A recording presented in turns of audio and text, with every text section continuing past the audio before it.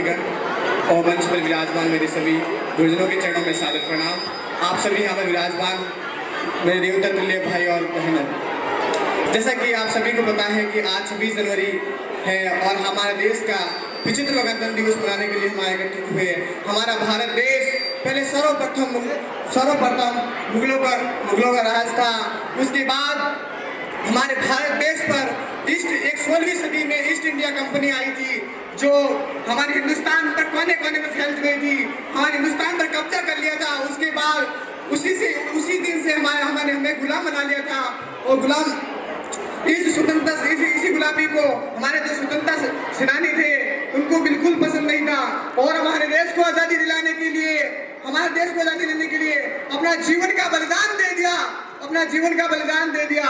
आज मैं उन स्वतंत्रता सेनानियों को धन्यवाद देता हूँ। 15 अगस्त 1947 को जब हमारा देश आजाद हुआ, हालांकि हमारे भारत देश का संविधान 26 जनवरी 1949 को बनकर तैयार हो गया था और 26 जनवरी 1949 को लागू हुआ था। देश आजाद होने के बाद संविधान की किताब इसलिए लिखी गई थी क्योंकि भारत देश इतना बड़ा था कि भारत देश के अंदर 20 समुदायों के लोग रहते थे। इस समुदायों को किस प्रकार एक सूत्र में माना जाए, जिसमें 2 सदस्य थी, संविधान सभा की बैठक रखी गई थी। आज मैं उस स्वतंत्रता सेनानियों को धन्यवाद देता हूँ जिन्होंने भारत देश को आजादी दिलाई। आज उन्हीं की वजह से हमारे भारत देश में खुद का कानून है, खुद का संविधान है। आज उन्हीं की वजह से हमारे पास एक खुद का कानून है, संविधान है। यही मेरी ताकत है, यही हमारी ताकत है। हम इस कानून को इस प्रकार मजबूत बनाना है कि फिर हम पर कोई राज ना करे, बस करे तो हमारी बात करे। मैं आप सभी को यही संदेश देना चाहता हूँ कि हमारे भारत देश को और आगे बढ़ाए। इस प्रकार हमारे भारत देश 15 अगस्त 1947 के बाद भारत देश आजादी मिली थी।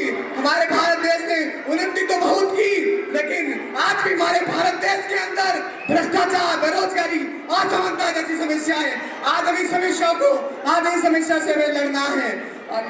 मैं जाते मैं मेरी इस शायरी के माध्यम से एक शायरी बोलना चाहता हूँ कि देशभक्त से ही देश की शान है, देशभक्त से ही देश का मान है।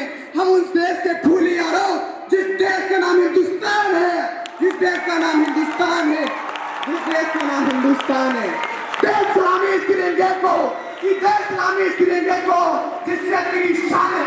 देश सलामी इस तिरंगे को जिससे तेरी शान है, सर हमेशा ऊंचा रखना जब तक दिल में जान है। मैं इतना कहकर मैं अपने शब्दों को विराम देना चाहता हूँ। जय